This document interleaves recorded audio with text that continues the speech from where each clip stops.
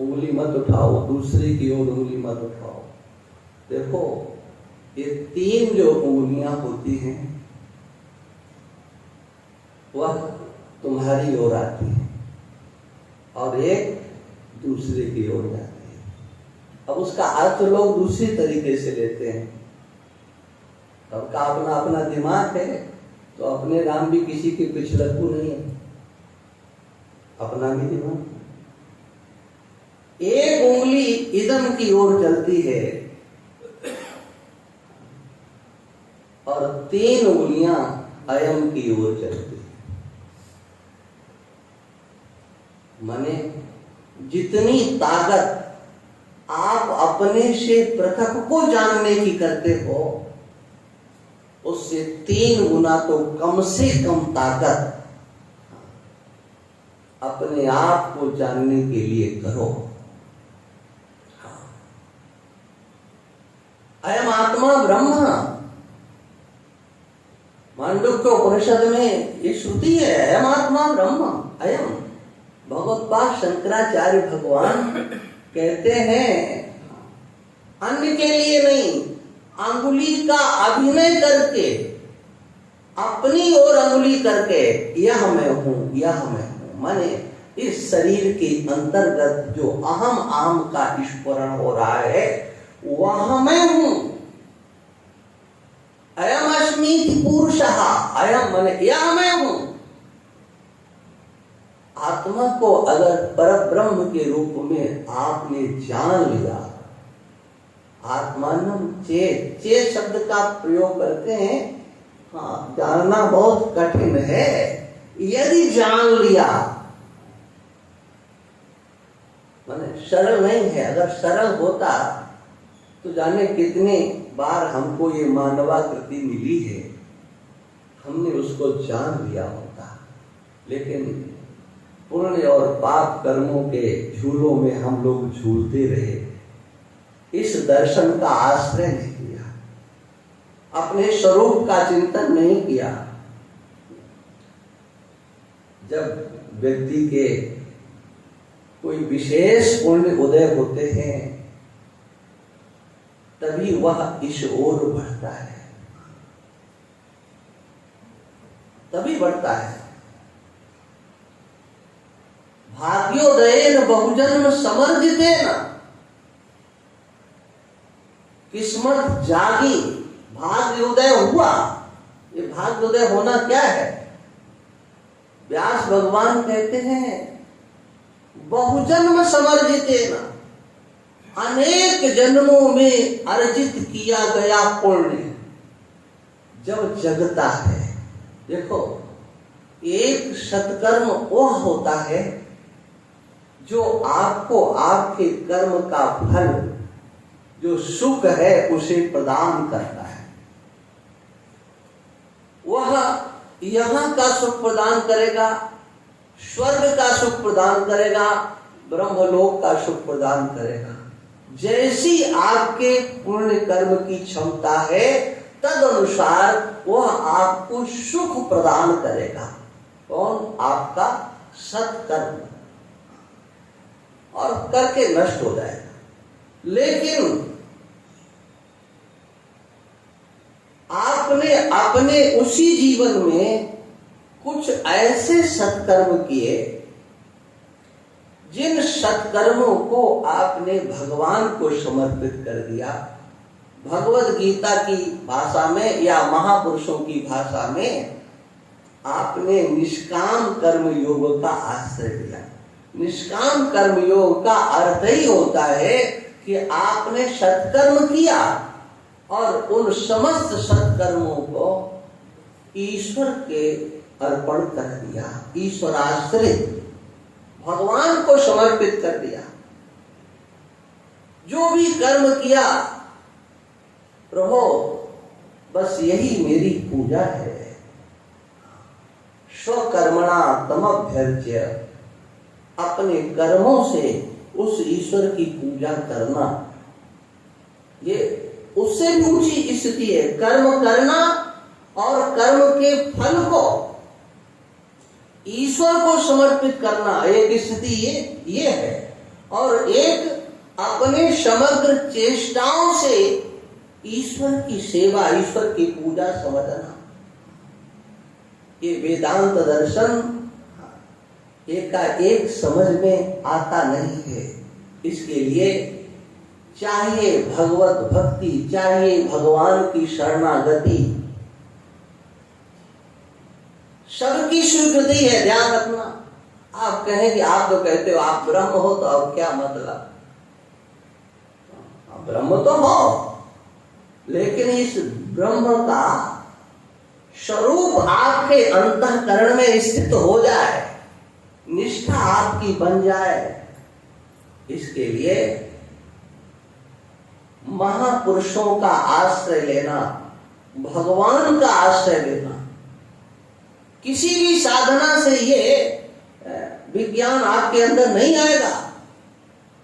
चरभरत जी महाराज कहते हैं, रघु गणेश तत्सा नयाति न चेदया निर्वपणाद ग्रहादवा न छंदसा नैव जलाग्नि सूर्यई बिना महत्पाद रजोभिषेकम।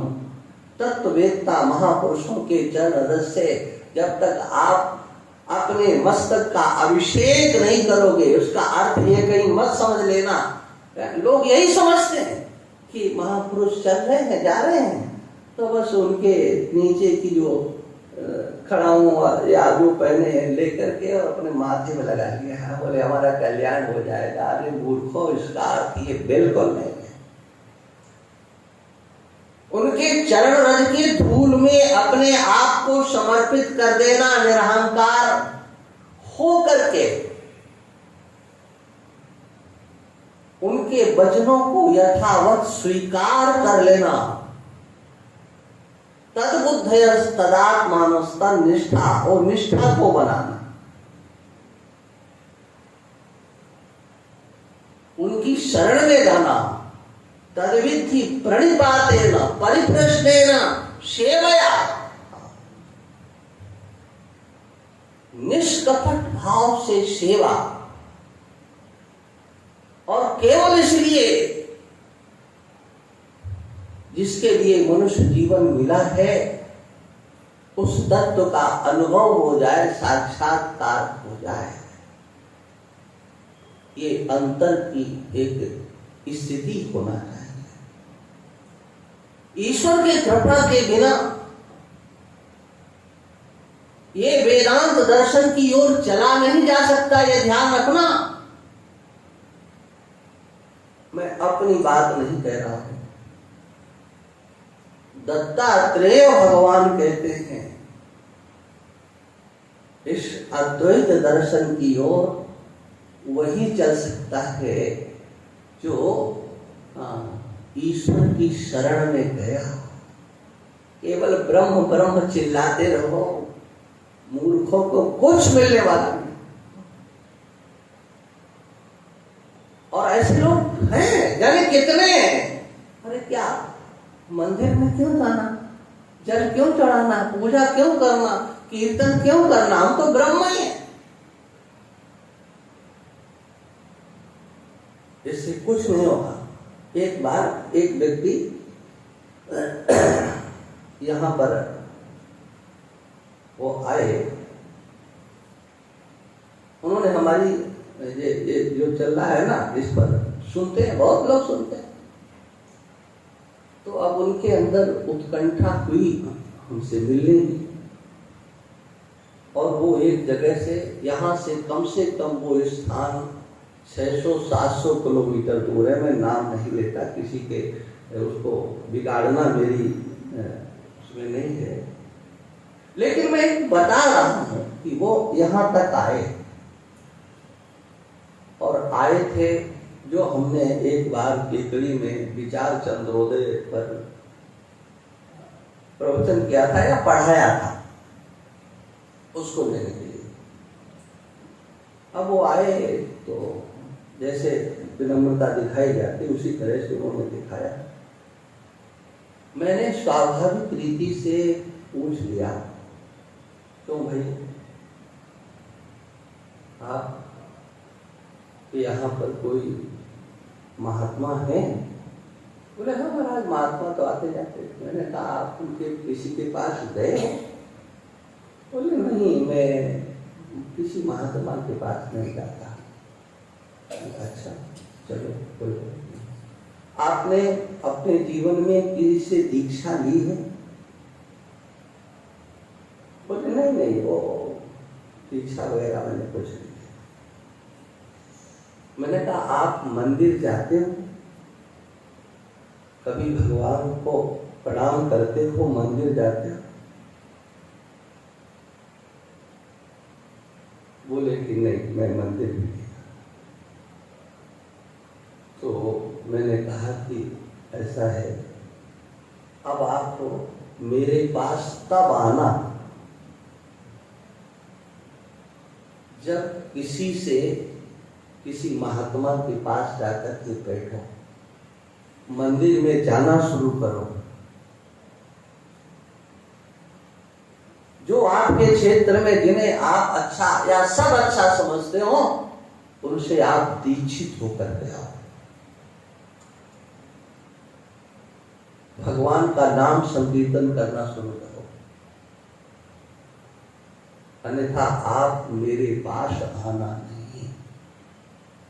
और मैंने उमेश को बोल दिया कि ये अनधिकारी है, ये इस विद्या का अधिकारी नहीं है, ये अनधिकारी है, ये ईश्वर को अंगूठा दिखाया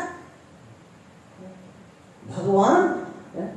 अरे बोले हम तो ब्रह्म ही हो गए, इन मूर्खों को कुछ पता ही नहीं। एक तो घटना मैंने सुनाई थी, एक लड़का बैल आया, कई महीनों से कई साल से लगातार दीक्षा लेना है, दीक्षा लेना है। शायद मैंने पहले सुनाया हो, तो मैंने कहा कोई बात नहीं, पूर्ण हो गया। आया, मैंने कहा बताओ। बोले दीक्षा लेना है। मैंने कहा क्या दीक्षा लेना है? महाराज और तो सब माया रूप है, हमें तो परब्रह्म की दीक्षा लेना है। मैंने देखा कि तो मूर्ख नहीं है तो महामूर्ख है। तो मैंने कहा कि बेटा परब्रह्म का तो कोई मंत्र ही नहीं, तुम भजन करते तो हम तुम्हें कोई मंत्र बता देते, नाम जब करते तो कुछ बता देते। मेरे पास परब्रह्म का कोई मंत्र नहीं है, तुम जाओ।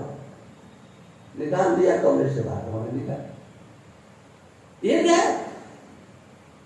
वो ब्रह्म का चिंतन करना चाहते हो, ये सुन लिया थोड़ा बहुत झूठ मूठ का सत्संग, बस बस अब क्या है, हम तो बस साक्षी हो गए, दृष्टा हो गए। अरे तुम खाक नहीं हो सकते।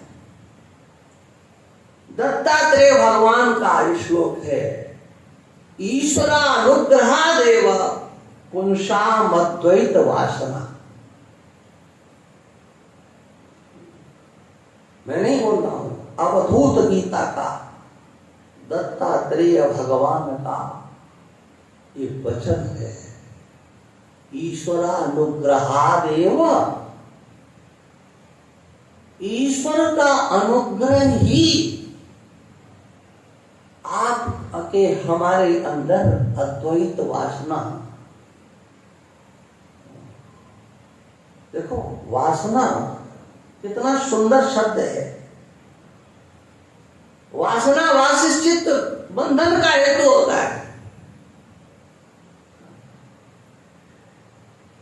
कितनी वासनाएं होती भाई, वासनाओं की कोई गिनती है?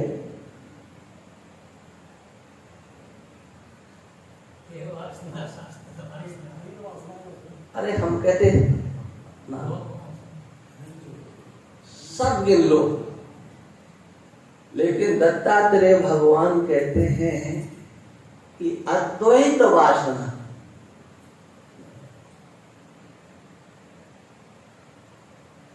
अद्वैत वासना कुछ नहीं उसके अंदर प्रवेश करेगा। ये अद्वैत वासना केवल ईश्वर के अनुग्रह से ही आएगी। इसलिए इसको इस तरह से न समझा जाए कि बस हम सुनेंगे मात्र काम चलेगा।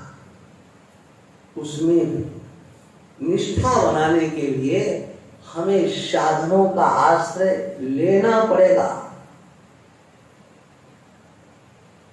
ये बात मैंने इतनी किस लिए कही, शायद आपका दिमाग तो वहां से बहुत दूर चला गया होगा।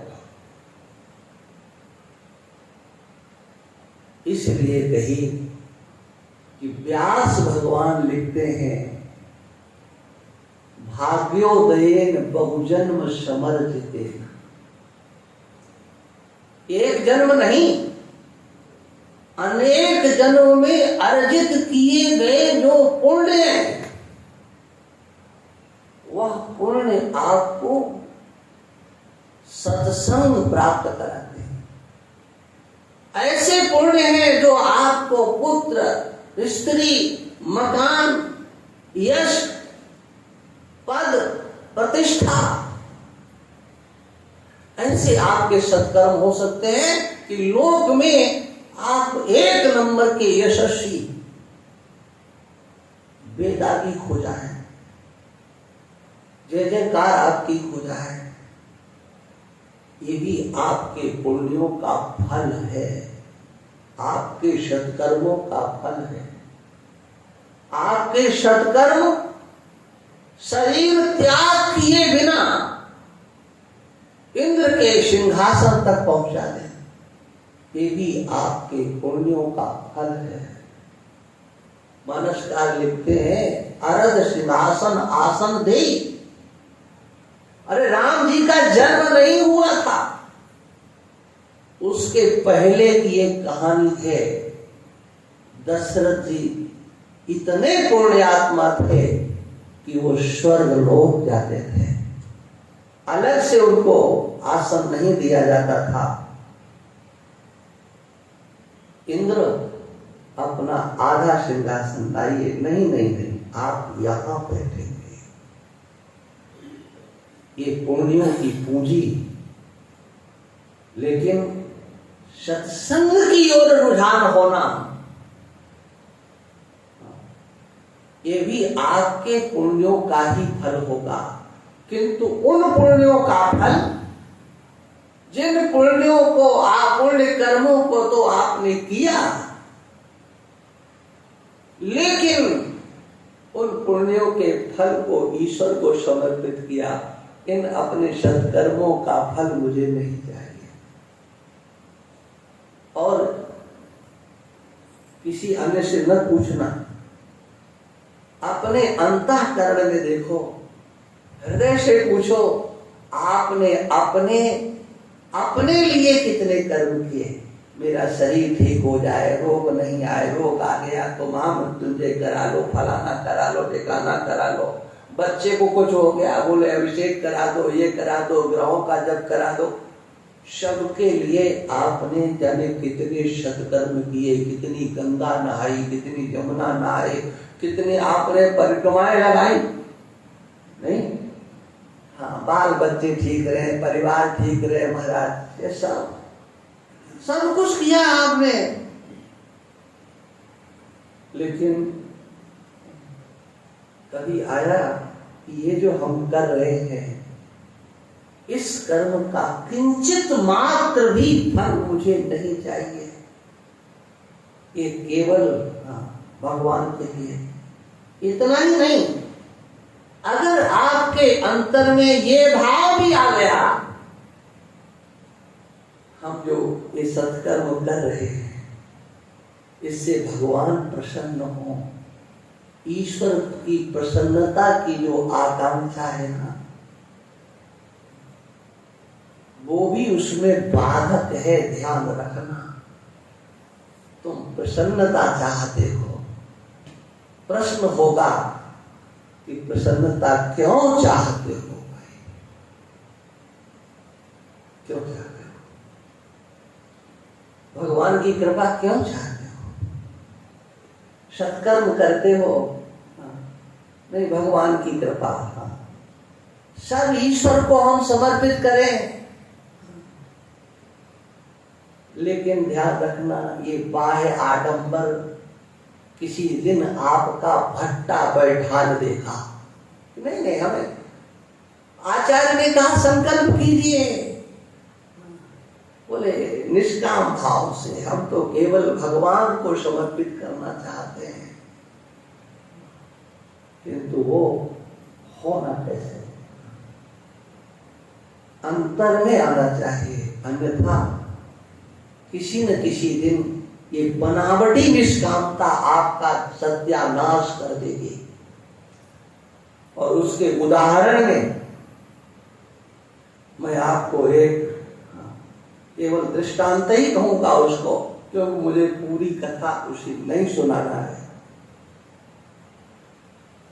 मानसकार एक राजा का इतिहास वर्णन करते हैं, उसकी दिनचर्या वर्णन करते हैं, उसकी निष्ठा वर्णन करते हैं और उसको प्रमाण पत्र देते हैं।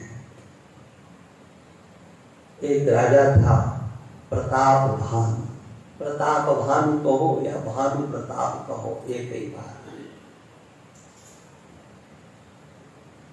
प्रतापभान, उसकी दिनचर्या का बड़ा वर्णन किया है, लेकिन एक अर्धाली में गोस्वामी जी ने समग्र जो कुछ भी किया है सब कुछ करे, जो धर्म कर्म मन वाणी मनुष्य वाचा कर्मणा, जो कुछ भी धर्म करता था वो सब भगवान को समर्पित करता था। करे जो धर्म कर्म मन वाणी, वासुदेव अर्पित नृप ज्ञानी। राजा सब कुछ वासुदेव को अर्पण करता था। क्यों ऐसा करता था? राजा ज्ञानी था इसलिए। ज्ञान का फल ईश्वर को समर्पित कर देना, अपने द्वारा किए गए समग्र धर्म कर्म।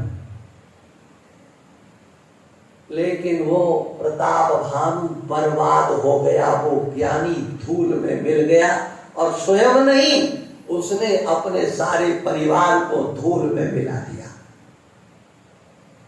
ऐसा ज्ञानी, लेकिन कैसा ज्ञानी था? केवल सुना था भगवान को कर्म समर्पित करो, कर्म समर्पित करो। वो समझता था कि हम तो बहुत बड़ा कार्य कर रहे हैं, हमें फल नहीं चाहिए, कोई फल नहीं चाहिए। लेकिन जब कोई फल देने वाला मिल जाए तब देखो, कुछ नहीं चाहिए, हमें कुछ नहीं चाहिए, कुछ नहीं चाहिए। ये पाखंड करने से काम नहीं चलता है। चाहिए सब कुछ और हमें कुछ नहीं चाहिए। और एक बार आ गया चक्कर में, है ना, सब कथा जानते हो, चक्कर में आ गया। एक ने मेरे से कहा कि महाराज देखो, ये ऐसे भी बाबा लोग होते हैं, है? एक कपट मुनि ने जो है पैसा बर्बाद कर दिया। ऐसे आजकल महात्माओं में भी आजकल भी ऐसे, मैंने कहा बिल्कुल सही कह रहे हो आप, तो संख्या साधुओं की ज्यादा है तो ज्यादा ही उनकी संख्या वो भी हो सकती है, हमें इसमें कोई ऐतराज नहीं है। हो सकते हैं बहुत कपट वेश धारण किए हो, बोले उसने कपट किया। मैंने कहा तुमने कभी गंभीरता से, एक सज्जन बहुत अच्छे पाठ कराने वाले थे, हैं अभी वो, लेकिन अस्वस्थ हैं, बीमार हैं बहुत ज्यादा। तो एक बार मैंने गीता भवन में हल्का सा ये भानु प्रताप का चरित्र रखा तो बोले महाराज हम तो अभी तक उल्टा ही समझ रहे हैं, ये तो बात कुछ दूसरी निकली। मैंने उस श्रीमान से कहा कि ये बताओ,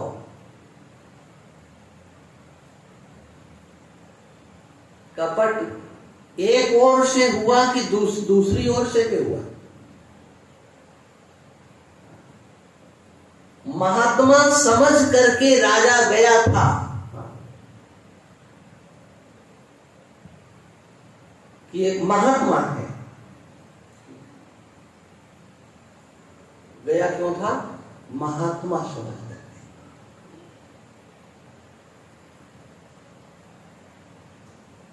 और महात्मा समझ करके गए और सबसे पहले किया क्या?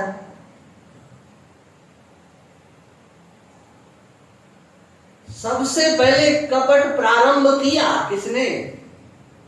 राजा ने। कहते हैं कि साधु के दर्शन से पाप धुल जाते हैं। साधु नाम दर्शनम पुण्य। साधु के दर्शन पाप धुल जाते हैं। लेकिन साधु के दर्शन से पाप धुलते हैं, अगर साधु के सामने तुम पाप करने लगो तो बताओ धुलेंगे कि और बढ़ेंगे? आप सोचो जरा। ये बातें व्यवहारिक हैं। अरे लोगों को तो अक्ल ही नहीं होती है, क्या बोले। यहाँ हमारे पास ही कुछ ऐसे भी आ जाते हैं। मैंने पूछा कैसे आए? बोले इधर से जा रहे थे तो सोचा आपसे मिलते चले। अब सोचो वो हमारे दर्शन करने के लिए तो नहीं है, कैसे लिए आए?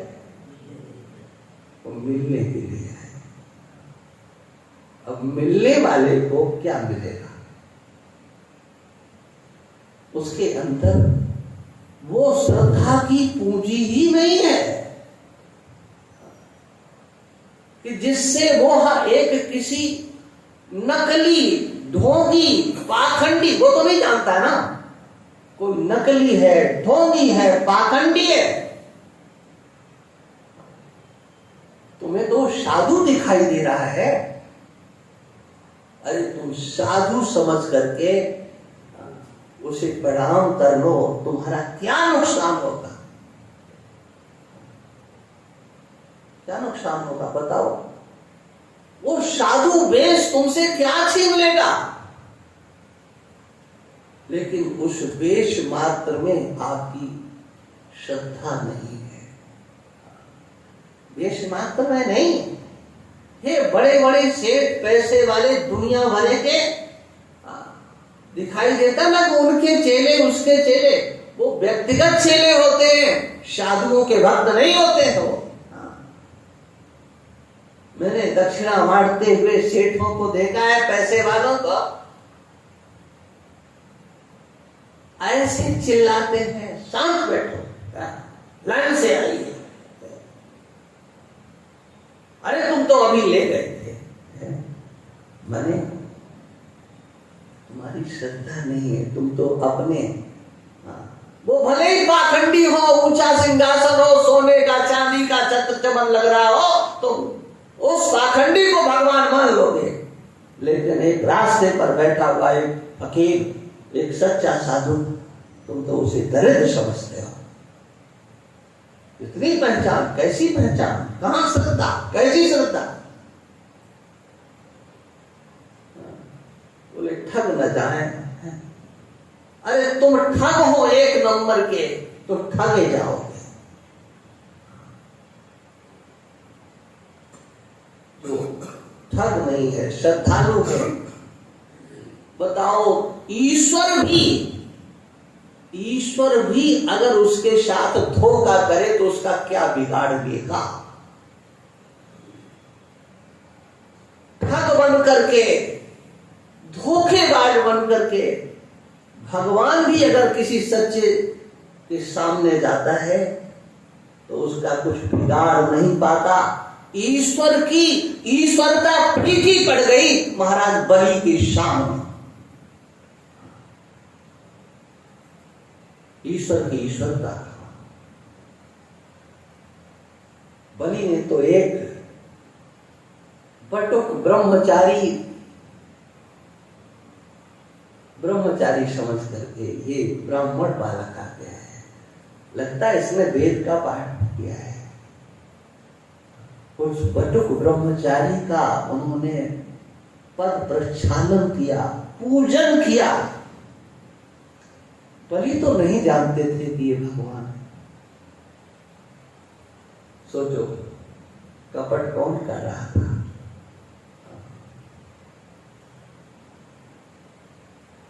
कपट तो भगवान कर रहे हैं।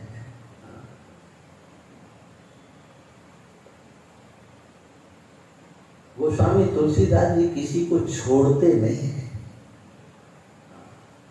विश्वंभर श्रीपति त्रिभुवनपति, वेद विदित यह लीक। वो कहते हैं भगवान को कहा जाता है विश्वंभर, सबका भरण पोषण करने वाले, सारे विश्व का भरण पोषण करते हैं। लक्ष्मी के पति कहे जाते हैं। विश्वंभर श्रीपति त्रिभुवनपति, तीनों लोकों के स्वामी कहे जाते हैं।